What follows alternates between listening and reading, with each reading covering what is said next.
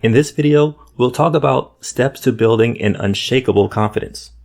Step 1. Step out of your comfort zone. If you are going to have an unshakable confidence, you have to be willing to step out of your comfort zone so that you can do things out of the ordinary. You have to stir up that urge burning within you to be extraordinary. Perhaps you have a brilliant idea that you believe could benefit your company, but you do not know how to share that with your boss. It could also be that there is that girl you like so much and you are not sure whether they feel the same way about you. The problem that comes with not acting on those desires is that you will stagnate right where you are. The truth is, when you fail to explore new experiences, you are letting fear take away your sunshine. You are simply digging deeper into your zone of comfort, the hole that you have been sitting in for several decades now. Yes, it may be intimidating to make the first approach into the unknown, risking being embarrassed by failures. But if you think about it, it's just fear. False evidence appearing real. What is the worst that could happen? Oftentimes, you're just overthinking.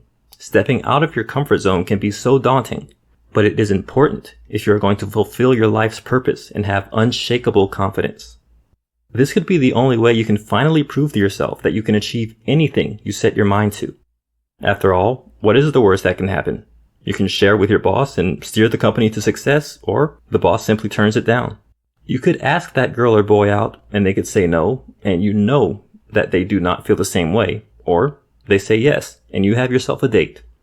Either way, it's a win-win situation.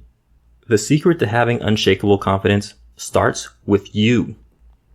One thing that I will tell you for sure is that to get out of your comfort zone, you have to start by setting micro goals that will all eventually add up to the bigger picture. Micro goals simply refer to small pieces of the larger goal you have. When you break your bigger goals into chunks, accomplishing them becomes quite easy, and you will have so much fun while you're at it.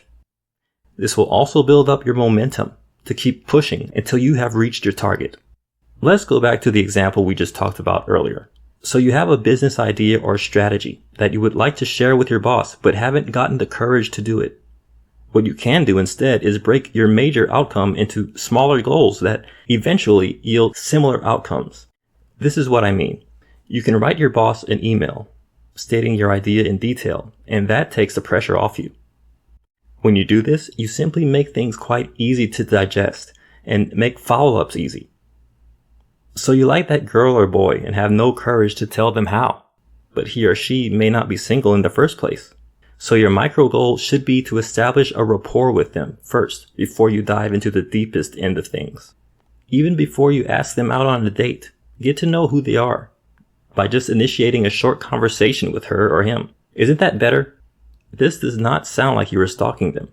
That said, you have to appreciate that when you set micro goals, it allows you to step out of your zone of comfort. As you achieve your micro goals one after the other, you realize the joy and fulfillment that brings, and that helps you get the confidence you need to step out often. Challenge yourself today that you're going to do something out of the ordinary every day, and see how that grows your confidence. Step 2. Know your worth. Did you know that people with unshakable confidence are often very decisive? Well, now you do. One thing that is pretty admirable with successfully confident people is that they do not take too much time trying to make a small decision. They simply do not overanalyze things. The main reason for this is that they already know what they want. But how can you define what you want? The very first step is for you to define your values. According to Tony Robbins, an author, there are two major distinct values, end values and means values. These two types of values are linked to the emotional state you desire, happiness, sense of security, and fulfillment, among others. Means values. These simply refer to ways in which you can trigger the emotion you desire. A very good example is money, which often serves as a means to something. It is one thing that will offer you financial freedom, something that you want, and hence is a means value. Ends values. This refers to emotions that you are looking for, like love, happiness, and a sense of security. They are simply the things that your means values offer. For instance, the money will give you security and financial stability. In other words, the means value is the things that you think you desire for you to finally get the end values.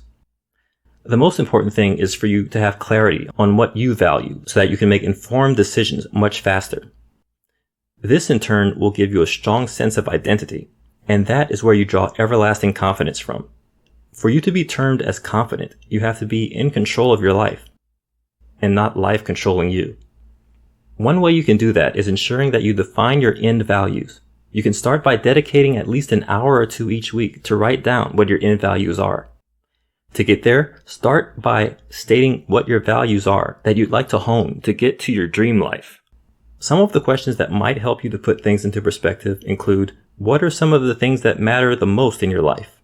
Are there things that you do not care about in your life? If you were to make a tough decision, what are some of the values that you will stand by? And what are those that you will disregard? If you have or had kids, what are some of the values you will instill in them? Step 3. Be ready to embrace change. Have you ever found yourself obsessing about the future or the past? That is something that many of us find ourselves doing. However, here's the thing. The person you were 5 years ago, or will be 5 years from now, is very different from who you are right now. You will notice that 5 years ago, your taste, interests, and friends were different from what they are today, and chances are that they will be different 5 years from now. The point is, it is critical that you embrace who you are today and know that you are in active evolution. According to research conducted by Carol Dweck, it is clear that children do well at school once they adopt a growth mindset. In fact, with the growth mindset, they believe that they can do well in a certain subject. This is quite the opposite of what children with a fixed mindset experience, because they believe that what they are and all that they have is permanent. Therefore, having the notion that you cannot grow only limits your confidence. What you should do to embrace all that you are is stop self-judgment. Most of the time, we are out there judging people by what they say, how they say it, what they wear, and their actions, among others. In the same way, we judge ourselves in our heads, comparing our past and present self. For you to develop a strong sense of confidence, it is important that you start by beating the habit of self-judgment and negative criticism. Yes, this is something that can be difficult at first, but when you start to practice it, you realize how retrogressive that was. You can start by choosing at least 1 or 2 days every week when you practice self-awareness. If there is nothing good that will come out of your mouth, don't say it. If there is a negative thought that crosses your mind, you quickly replace it with a positive one. Gradually, your mind will start priming to a state of no judgment, and it begins to come out naturally. This will not only help you embrace other people, but also accept yourself for who you truly are. Step 4. Be present. Sounds simple, right?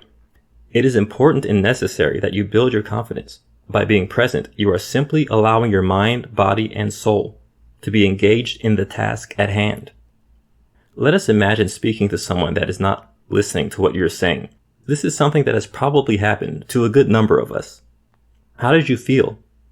On the other hand, imagine speaking to someone and you feel like you were the only person in the room. Feels pretty special, huh? The reason why you feel special is that they were present at that moment. They paid very close attention to what you were saying, feeling every emotion with you. They were engaged in the conversation at a deeper level. This way, you can retain information while still experiencing empathy. To be present, you have to develop a mental double check. This simply means that you should mentally check in on yourself regularly. To do that, you have to develop a mental trigger or calendar when you ask yourself where your mind is. This is the time when you act as an observer of your mind. Are you thinking of dinner reservations while at a meeting? Do you think that you are not good enough in your relationship or job?